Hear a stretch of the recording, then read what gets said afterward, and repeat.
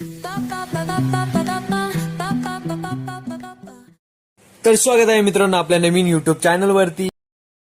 बस स्टॉपला उभा होतो खूप वेळ बसची वाट बघत, पण बस मी जायच्या आधीच निघून गेली होती आणि मग शेवट पर्याय नसल्यामुळे मी रिक्षानेच निघालो.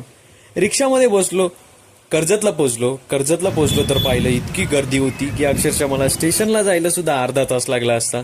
म्हणून मी पायीच निघालो. स्टेशनला पोहोचलो, स्टेशनला गेलो, ट्रेनमध्ये बसलो, खोपोली स्टेशनला उतरलो.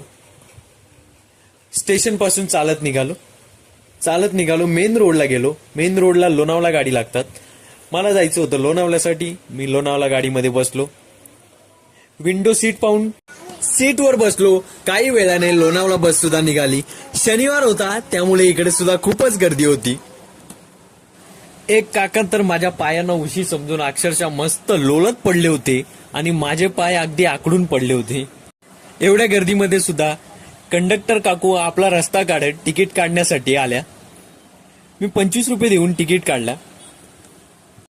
दरवेळी जो रस्ता पाऊण तासामध्ये कव्हर होतो, आज तोच रस्ता 2.5 तास लागले मला Khopoli to Lonavala by road जायला.